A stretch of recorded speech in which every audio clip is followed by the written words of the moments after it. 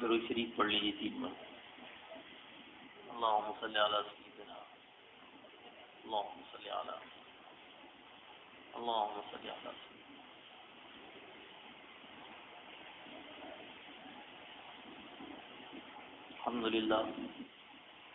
الحمد لله نحمده ونستعينه ونستغفره ونؤمن به ونتوكل عليه ونعوذ بالله من شرور أنفسنا ومن سيئات أعمالنا من يهده الله فلا مضل له ومن يضلله فلا هادي له ونشهد أن لا إله إلا الله وحده لا شريك له ونشهد أن سيدنا ونبينا ومولانا محمدا عبده ورسوله صلى الله تعالى بالحق بشيرا ونذيرا وداعيا إلى الله بإذنه وسراجا منيرا. أما بعد أعوذ بالله من الشيطان الرجيم. بسم الله الرحمن الرحيم.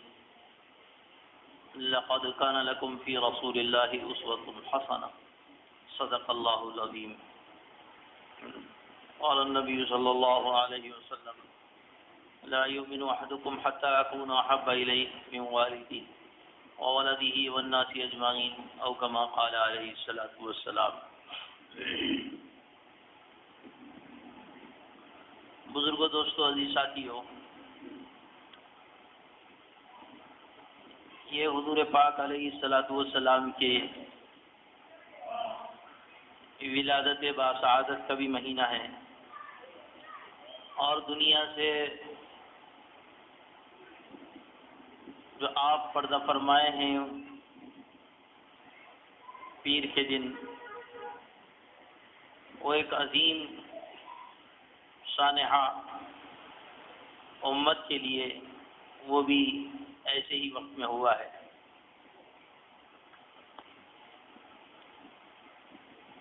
اور یہی وجہ ہے کہ ایک طرف آپ دنیا میں تشریف لائے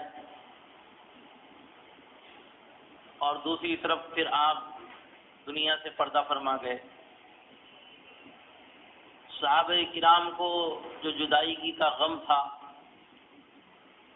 وہ ایسا تھا کہ حضرت عمر رضی اللہ تعالیٰ عنہ جیسے جلیل القدر صحابی وہ تلوار لے کے کھڑے ہو گئے کہ اگر کوئی یہ کہے گا کہ محمد مر گئے تو گردن اڑا دیں. صدیق اکبر رضی اللہ تعالیٰ عنہ تشریف لائے اور تشریف لانے کے بعد فرمایا کہ آپ نے ایک آیت پڑھی، اور آیت پڑھنے کے بعد اس کے بعد فرمایا من کان یعبد اللہ فإن اللہ حی، جو اللہ کی عبادت کرتا تھا تو اللہ زندہ ہے، اور جو محمد کی عبادت کرتا تھا تو محمد مر گئے. اور قرآن کی آیت پڑھی وما محمد الا رسول قد خلت من قبلہ الرسل افإن مات أو قتل انقلبتم على أعقابكم. غزوہ احد میں جب جناب نبی پاک علیہ الصلوۃ والسلام کے سلسلے میں یہ افواہ پھیل گئی کہ آپ دنیا سے پردہ فرما گئے تو صحابہ میدان سے بھاگنے لگے. تو قرآن کی آیت اتری، اچھا کیا اگر محمد صلی اللہ علیہ وسلم پردہ فرما جائیں تو آپ تو میدان سے بھاگ جاؤ گے، دین سے ہٹ جاؤ گے؟ اس وقت یہ آیت اتری تھی. حضرت صدیق اکبر رضی اللہ تعالیٰ عنہ نے یہ آیت پڑھی تو حضرت عمر فرماتے ہیں، صحابہ فرماتے ہیں کہ ایسا معلوم ہوا جیسے آیت آج ہی اتر رہی ہے. سب کو شرح صدر ہو گیا. اس میں کوئی شک نہیں ہے کہ حضور پاک علیہ الصلوۃ والسلام کی ولادت باسعادت، دنیا میں آپ کا آنا، یہ ساری امت کے لیے اور ساری مخلوقات کے لیے یہ خوشی کا دن ہے. بلکہ یہ ہے کہ اگر آپ نہ ہوتے تو یہ دنیا کا ہی وجود نہیں ہوتا. بلکہ یہ ہے کہ قرآن پاک میں اللہ پاک نے حضرات انبیاء کرام علیہ الصلوۃ والسلام سے عہد لیا حضور پاک صلی اللہ علیہ وسلم کے اوپر ایمان کے لانے کا. وَإِذَا أَخَذَ اللَّهُ مِيثَاقَ النَّبِيِّينَ لَمَا آتَيْتُكُم مِّن كِتَابٍ وَحِكْمَةٍ ثُمَّ جَاءَكُمْ رَسُولٌ مُصَدِّقٌ لِّمَا مَعَكُمْ لَتُؤْمِنُنَّ بِهِ وَلَتَنصُرُنَّهُ. اس بات کا عہد تمام انبیاء سے لیا گیا ہے کہ نبی پاک صلی اللہ علیہ وسلم کے اوپر ایمان کا لانا اور آپ کے دین کی مدد کرنا۔ حضرات انبیاء کرام علیہ الصلوۃ والسلام کو جو نبوت ملی وہ بھی حضور کے صدقے میں ملی، اور قیامت تک حضرات اولیاء کرام کو جو ولایت ملے گی وہ بھی حضور کے صدقے میں ملے گی۔ اگر دنیا میں کوئی چیز اگر روشن ہے تو وہ حضور کے صدقے میں ہے، اور اگر مخلوقات کا اگر وجود ہے تو وہ حضور کے صدقے میں ہے، حضور پاک علیہ الصلوۃ والسلام کے صدقے میں۔ تو ظاہر بات ہے کہ کس کو خوشی نہیں ہوگی، لیکن یہ ہے کہ کچھ تقاضے ہیں شریعت کے، اور شریعت کے کچھ حدود ہیں۔ ہمارے پاس ہر چیز بتلا دی گئی ہے، خوشی کے بنانے کا طریقہ، غم کے بنانے کا طریقہ، اللہ کے رسول علیہ الصلوۃ والسلام کی سنتوں میں ہر چیز واضح طور پر موجود ہے، ہمیں کسی جگہ جانے کی کوئی ضرورت نہیں۔ یہودی کہنے لگے ایک مرتبہ حضرت عمر رضی اللہ تعالیٰ عنہ سے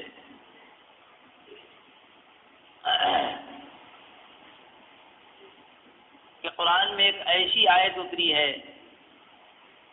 کہ وہ تو عید کے بنانے کی دن ہے۔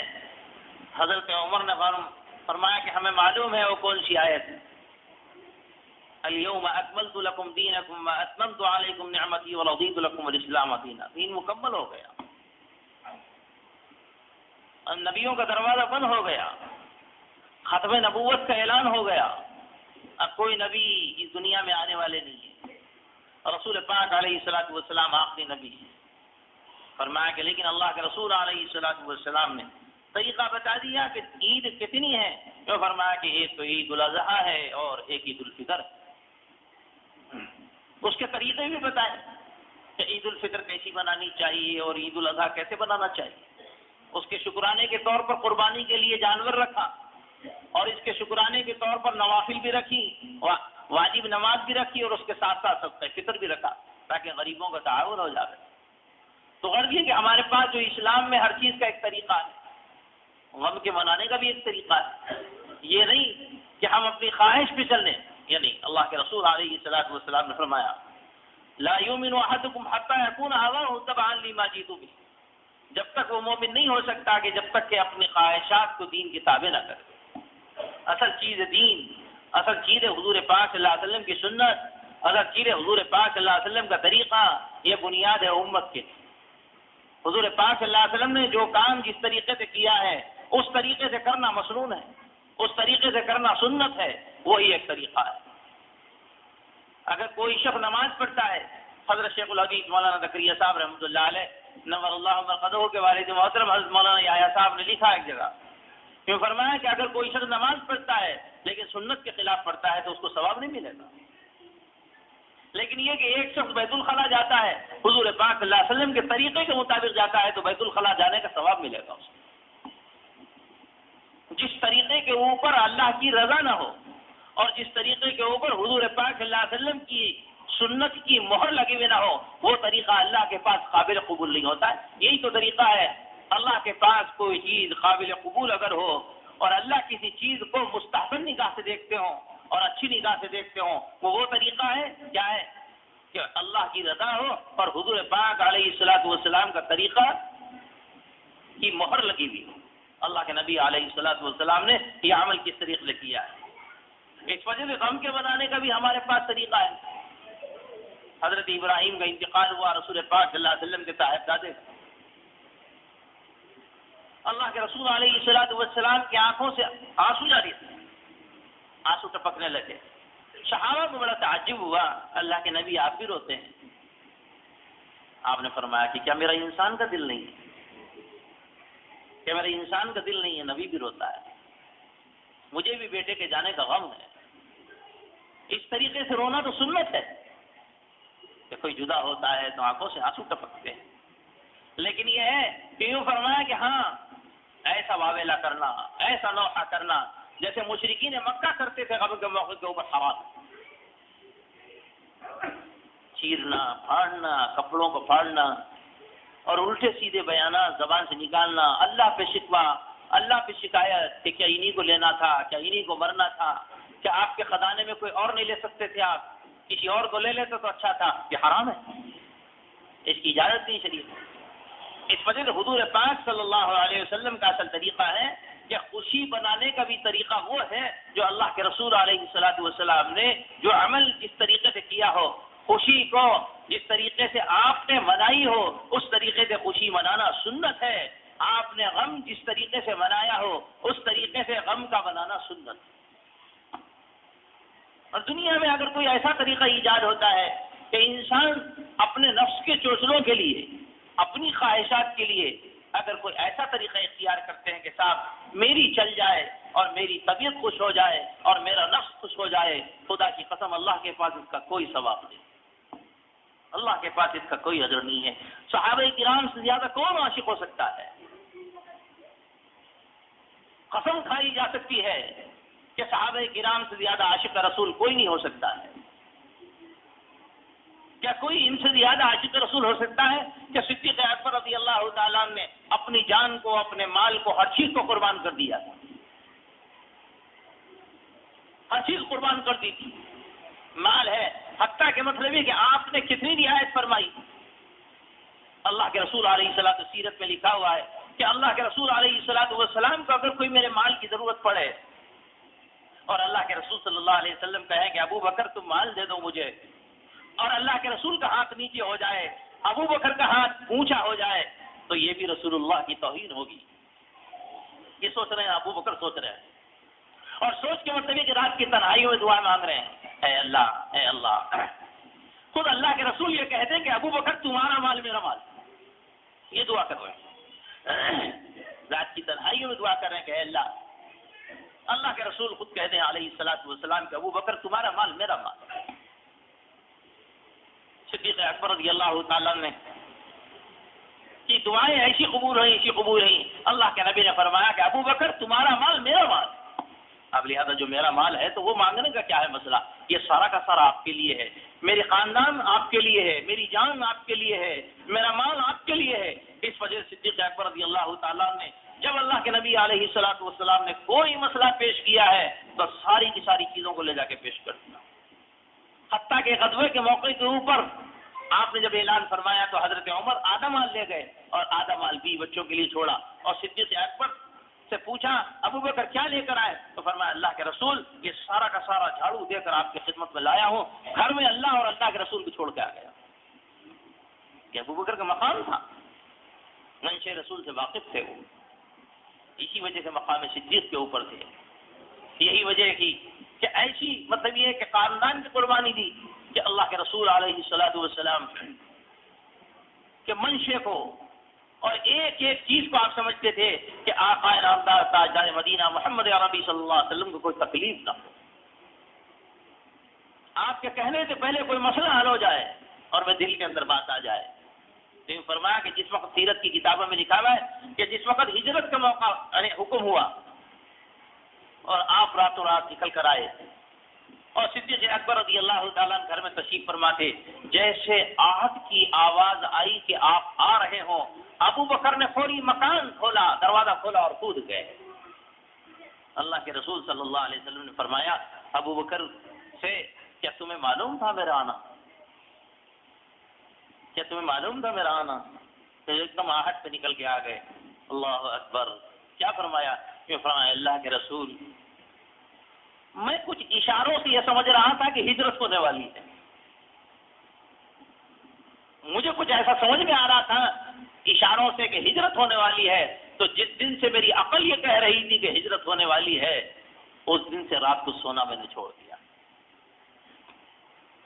اس لیے چھوڑا میں نے کہ اللہ کے رسول اگر میرے در کے اوپر آئیں اور میرے گھر پہ آ کر اللہ کے رسول کو دستک دے کر کھڑے ہونا پڑے، ابو بکر اتنی تکلیف بھی برداشت نہیں کر سکتا، ابو بکر اتنی تکلیف بھی برداشت نہیں کر سکتا۔ اس وجہ سے میں رات بھر اپنے دروازے کے پاس کھڑا رہتا ہوں، اور جیسے آگ آپ کی محسوس کی تو میں نے پھر دروازہ کھولا، اور پھر جب چل رہے تھے تو اپنے گھر والوں سے یہ کہا کہ دیکھو ہم ہجرت کر کے جا رہے ہیں اور پورا مال اللہ کے رسول صلی اللہ علیہ وسلم کے لیے وقف ہے۔ اپنی اہلیہ محترمہ سے فرمایا کہ توشہ بنانا حضرت اسما سے کہا کہ بیٹا ہم لوگ جا رہے ہیں غار میں، تو وہاں پر توشہ لے کر آ جانا. اور اپنے والد و محترم ابو قحافہ سے فرمایا کہ جو نابینا ہو چکے تھے کہ آپ آرام اور اطمینان سے رہیے، تسلی دی. اور رات کی ان تنہائیوں میں اور سناٹے میں نکل کے چلے گئے. جب موقع آیا کھانے کے پہنچانے کا اور توشے کے پہنچانے کا، وہ لگتے جدھر حضرت اسما بنت ابو بکر صدیق رضی اللہ تعالیٰ، چھوٹی سی بچی اپنے ماں کے ہاتھ سے توشہ تیار کرنے کے بعد لے کر چلتی ہے. اور جس طریقے سے بتایا گیا تھا چپ کے جا کر اس غار میں جہاں اللہ کے رسول صلی اللہ علیہ وسلم صدیق اکبر کے زانوں کے اوپر اپنے سر مبارک کو رکھ کر لیٹے ہوئے تھے، حضرت اسما پہنچتی ہیں اور پہنچنے کے بعد کہتی ہیں اے ابا جان، یہ آقا نامدار حضور پاک صلی اللہ علیہ وسلم کو کھانا کھلا دی. اور کھانا کھلا کے واپس آ رہی ہیں. اور واپس آتے آتے ابو جہل نے پوچھا کہ اسما کہاں سے آ رہی ہے؟ تو عرب کی گھٹی کے اندر جھوٹ بولنا لکھا ہوا نہیں تھا. عرب کی گھٹی کے اندر عورتوں میں وہ شجاعت تھی، مردوں کی تو بات ہی کچھ اور تھی. وہاں کی گھٹی کے اندر، وہاں کے خون کے اندر وہ سی باتیں، اللہ کی قسم دنیا بھر کی محنتیں ہم کر لیں، عرب کے ایمان کو ہم پہنچ ہی نہیں سکتے. اللہ نے وہ عربوں کو ایمان دیا ہے. صحابہ کی اولاد ہے، وہ معمولی چیز نہیں ہے، ان کی قربانی ہے ان کے ساتھ وابستہ. ابو جہل نے پوچھا کہاں سے آ رہی؟ تو فرمایا کہ توشہ دے کر اللہ کے رسول کو اور ابا جان کو دے کر آ رہی ہے. فرمایا کہ اسما پتہ بتا دے. کہ نہیں پتہ نہیں بتاؤں گی. ابو جہل کو غصہ آیا، اور جب غصہ آیا تو ایک تماچا دے کے مارا تو چھوٹی سی بچی گر گئی.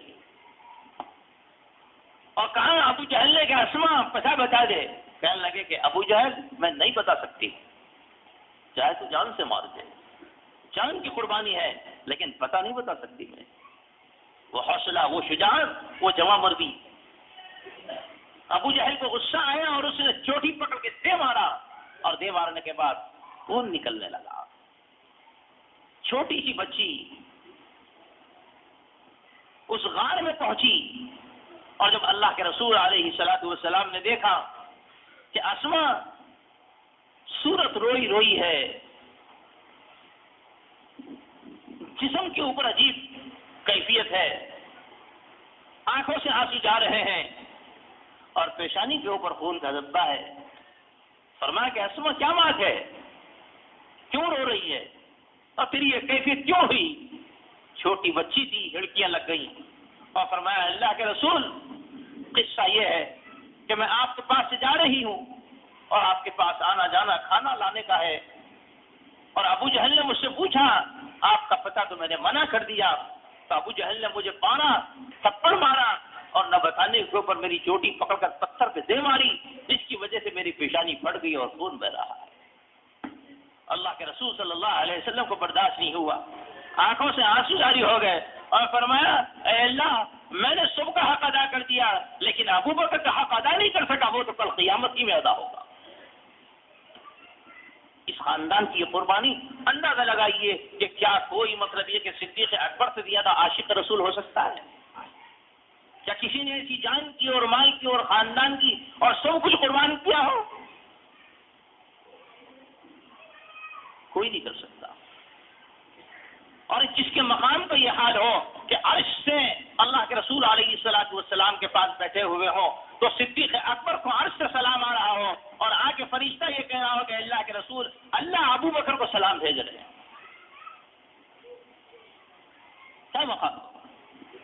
لیکن یہ ہے کہ صدیق اکبر رضی اللہ تعالیٰ حضور پاک علیہ الصلوۃ والسلام کی پردہ فرمانے کے بعد موجود رہے. حضرت عمر جیسا عاشق رسول دنیا کے اندر موجود رہے.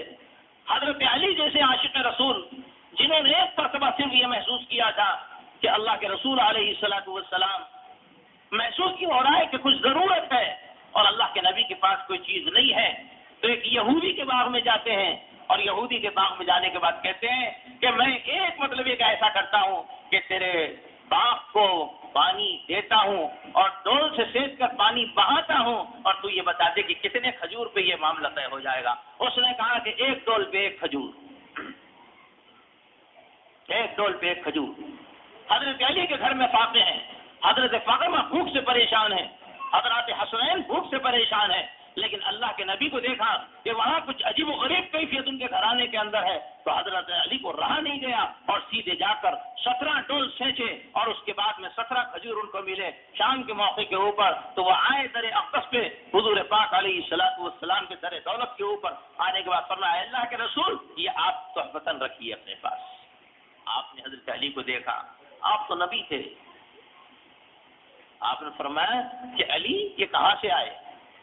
فرمایا یہودی کے باغ گیا تھا اور ایک ڈول کے بدلے میں ایک کھجور اس نے وعدہ کیا تھا، میں نے 17 ڈول سینچے اور پانی بہا دیا اس کے باغ میں، اس کے بدلے میں ایک کھجور لے کر آ رہا ہوں۔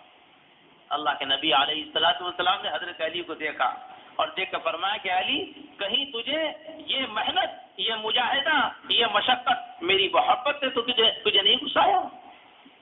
فرمایا اللہ کے رسول بات ایسی ہی تھی، میں نے محسوس کیا کہ آپ کو کچھ ضرورت ہے تو میں گیا اور جانے کے بعد 17 ڈول سینچ کر میں آپ کے لیے کھجور لے کر آیا۔ اللہ کے نبی علیہ الصلوۃ والسلام نے دعا دی کہ کوئی حضرت علی جیسا پیدا ہو سکتا ہے، عثمان غنی رضی اللہ تعالیٰ عنہ جیسا کوئی عاشق رسول پیدا ہو سکتا ہے کہ عثمان غنی رضی اللہ تعالیٰ عنہ کو معلوم ہوا کہ اللہ کے رسول علیہ الصلوۃ والسلام کو کچھ ضرورت ہے تو اپنی ساری چیزوں کو قربان دے کر فرمایا اللہ کے رسول آپ کو کیا ضرورت ہے بتائیے۔ ضرورت تھی اسلام کے لیے تو 1000 اونٹوں کے ساتھ اور گھوڑوں کے ساتھ آپ نے پورا مال ڈانٹ کر اللہ کے رسول صلی اللہ علیہ وسلم کی خدمت میں پیش فرما دیا اور فرمایا کہ یہ پورا کا پورا وقت ہے، آپ جہاں کی چاہے استعمال کریے۔ جب کہا، جو کہا، جس طریقے سے کہا، حضرت عثمان نے مطلب کہ اللہ کے رسول صلی اللہ علیہ وسلم کے لیے ساری چیزوں کی قربانی دے دی۔ مدینے کے بازار میں اتنا بڑا قافلہ آیا اونٹوں کا مال سے لدا ہوا اور مدینے کے پورے تاجر موجود ہیں اور فرمانے کہ عثمان کیسے بیچو گے؟ تو کہنے لگے کہ نہیں بہت قیمتی ہے، بہت قیمتی ہے، تم نہیں خرید سکتے۔ ارے بھائی 2 گنا اور 3 گنا اور 4 گنا، کہنے لگے نہیں تمہاری بس کی نہیں ہے خریدنا۔ مدینے کے تاجر پریشان تھے کہ آخر مطلب یہ کہ کون خریدا گیا، عثمان آخر کس کو بیچے گا؟ ہم بڑے بڑے تاجر ہیں مدینے کے اور چوگنی قیمت لگانے کے لیے تیار ہیں لیکن عثمان بیچنے کے لیے تیار نہیں۔ تو فرمایا کہ عثمان آخر کس کو بیچو گے، کیا کرو گے اس کا؟ حضرت عثمان نے اعلان کیا اور اعلان کر کے کہا کہ جتنے مطلب کہ بھرے ہوئے اونٹ اور گھوڑے سامانوں سے لدے ہوئے ہیں میں نے مدینے کے فقراء کو للہ دے دیے، میں نے اللہ سے سودا کیا ہے اس کا، میں نے اللہ سے سودا کیا ہے اس کا۔ اللہ کے رسول صلی اللہ علیہ وسلم کو معلوم ہوا تو آپ نے آسمانی کی طرف ہاتھ اٹھا کے فرمایا اے اللہ میں عثمان سے راضی ہوں، اے اللہ تو بھی راضی ہو جا۔ ایسا کوئی ہو سکتا ہے؟ حضرت عثمان کو معلوم ہوا کہ ایک کنواں ہے مدینے کے اندر اور صحابہ کرام کو پریشانی ہو رہی ہے پانی کے پینے کے لیے۔ اللہ کے نبی کے دل کے اندر تمنا ہے کہ کاش کوئی اس کنویں کو خریدے یہودی سے اور خرید کر اس پانی کو جو ہے صحابہ کے لیے، مدینے میں رہنے والوں کے لیے عام طور پہ پانی کا انتظام ہو جائے۔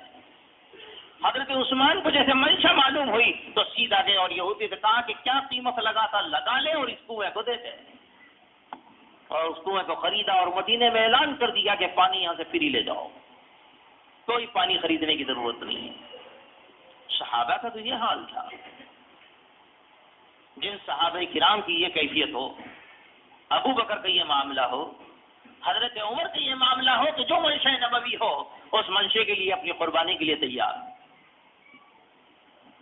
حضرت عثمان کا یہ معاملہ ہو اور حضرت علی کا یہ معاملہ ہو، اور آپ صحابہ کا حضرت ابو دجانہ رضی اللہ تعالیٰ نے غزوہ احد میں لڑ رہے ہیں اور غزوے میں اور جہاد میں اتنا لحاظ، اتنا ادب، اتنی محبت اور اتنی مطلب کیفیت کا طاری ہونا کہ یہ حال ہو رہا ہو کہ نہیں دشمن اگر تیر مارے گا تو اللہ کے رسول صلی اللہ علیہ وسلم کو نہ لگے ہمیں لگے۔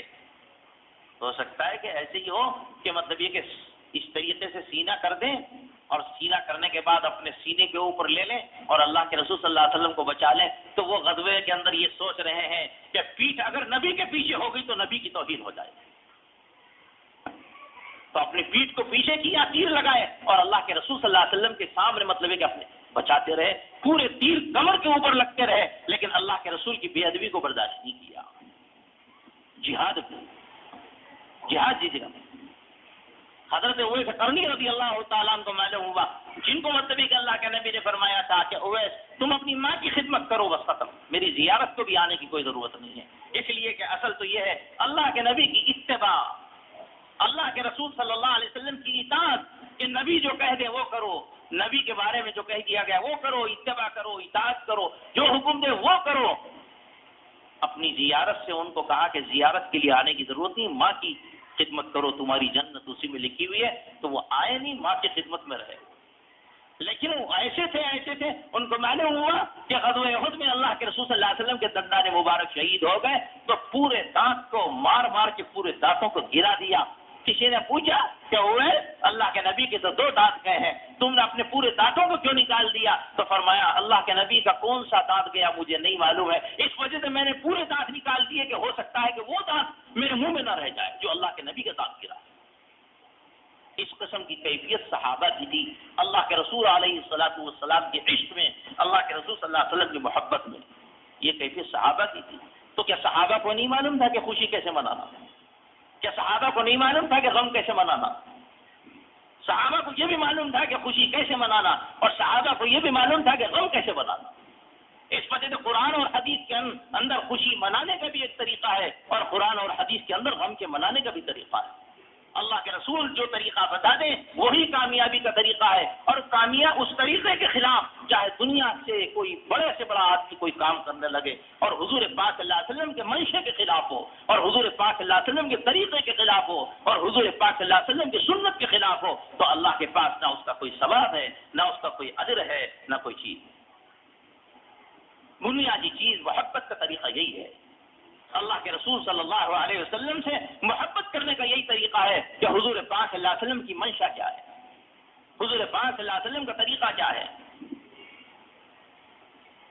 حضرت عبداللہ بن عباس رضی اللہ، حضرت عبداللہ بن مسعود رضی اللہ تعالیٰ کو معلوم ہوا کہ ممبر پہ اللہ کے رسول صلی اللہ علیہ وسلم کھڑے ہوئے ہیں اور آواز دے رہے ہیں کہ بیٹھ جاؤ بیٹھ جاؤ، اور وہ سڑک کے باہر ہیں، مسجد کے باہر ہیں، وہ وہیں بیٹھ گئے،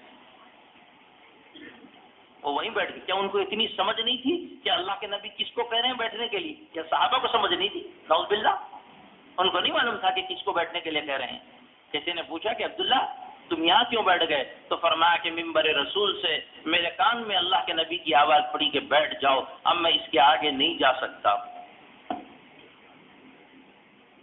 کان میں آواز پڑے بیٹھ جاؤ اور میں ہٹ جاؤں، یہ نہیں ہو سکتا ہے. حضرت عثمان چلے گئے، ان کو بھیجا گیا صلح حدیبیہ کے موقع کے اوپر، اور وہاں پر جا کے ان کے جو بھائی تھے سعید نے اور دوسرے لوگوں نے کہا کہ عثمان تم کو طواف کرنا ہے تو تم طواف کر لو. اور پھر حضرت عثمان نے فرمایا کہ اللہ کے نبی تو طواف نہ کریں اور عثمان طواف کر لے، ایسا نہیں ہو سکتا. جب تک اللہ کے نبی طواف نہیں کریں گے تو عثمان طواف نہیں کرے گا. ان کے بھائی سعید نے کہا کہ دیکھو بڑے بڑے سلاطین قریش سے ملانے کے لیے میں لے جا رہا ہوں اور تم سے بات کرنے کے لیے آ رہے ہیں. اور فرمایا کہ عثمان دیکھو مکے کی معاشرت یہ ہے کہ لنگی پہنو تو گھسیٹتے ہوئے چلو، پیجامہ پہنو تو گھسیٹتے ہوئے چلو، پوری غلازت اور پوری دھول اس کو لگ رہی ہو. عثمان تمہاری مطلب یہ کہ ساتھ تک اور پنڈلی تک تمہاری یہ لنگی ہے، مدینے کے معاشرے میں اس کو برا سمجھا جاتا ہے. عثمان ایسا کرو کہ لنگی کو نیچے کر لو. تو حضرت عثمان نے فرمایا کہ مجھے اپنے نبی کا طریقہ محبوب ہے، باقی میں کسی کی بات ماننے کے لیے تیار. حضرت حذیفہ ابن یمان رضی اللہ تعالیٰ عجم کے بادشاہوں کے ساتھ دسترخوان کے اوپر کھانا کھا رہے ہیں، اور کھانا کھاتے کھاتے نیوالا دسترخوان کے اوپر گر گیا. تو کسی نے گولی مار کے کہا حذیفہ سے، فرمایا کہ حذیفہ یہ بادشاہوں کے دسترخوان کے خلاف ہے اور ادب کے خلاف ہے کہ کہیں پر نیوالا گر جائے تو اس کو اٹھا کے کھایا جائے، توہین سمجھا جاتا ہے، برا سمجھا جاتا ہے. حضرت حذیفہ صحابہ کا مزاج بڑا عجیب و غریب تھا، کھڑے ہو گئے اور کھڑے ہو کے کہنے لگے آترک سنت حبیبی لہؤلاء الحمقى، ان بیوقوفوں کی وجہ سے میں اپنے حبیب کی سنت کو نہیں چھوڑ سکتا. کسی معاشرے سے متاثر نہیں، کسی بادشاہ سے متاثر نہیں، کسی سوسائٹی سے متاثر نہیں. صحابہ نے دنیا والوں کو یہ سمجھایا تھا کامیابی اگر ہے تو حضور پاک صلی اللہ علیہ وسلم کے طریقے میں ہے اور حضور پاک صلی اللہ علیہ وسلم کی اطاعت میں ہے. امت اگر حضور پاک صلی اللہ علیہ وسلم کی اطاعت کو چھوڑے گی اور حضور پاک صلی اللہ علیہ وسلم کی اتباع کو چھوڑے گی تو وہ امت قیامت تک کامیاب نہیں ہو سکتی. وہ امت قیامت تک کے لیے کامیاب نہیں ہو سکتی ہے. دنیا کے اندر اللہ کے رسول سے کس کو محبت نہیں ہوتی ہے؟ ایک رکشے والا اور ٹانگے والا ہوگا تو خدا کی قسم کھا کے کہہ سکتے ہیں اللہ کے نبی کے سلسلے میں اس کا ایمان اتنا اونچا ہوگا کہ وہ کچھ سن نہیں سکتا، وہ اپنی جان دے دے گا، اپنی جان دے دے گا۔ کیوں؟ معلوم ہے کہ اللہ کے رسول صلی اللہ علیہ وسلم کی محبت کا ہونا تو فرض ہے، اس کے بغیر تو ایمان نہیں ہو سکتا ہے۔ جہاں حضور پاک صلی اللہ علیہ وسلم کی محبت دل کے اندر ہونا ضروری ہے، وہیں پر حضور پاک صلی اللہ علیہ وسلم کی اتباع اور حضور پاک صلی اللہ علیہ وسلم کی اطاعت اور اس طریقے کے اوپر چلنا یہ بھی ضروری ہے۔ اس کے بغیر آدمی حضور پاک صلی اللہ علیہ وسلم کی محبت کا دعویٰ کرتا ہے تو غلط ہے۔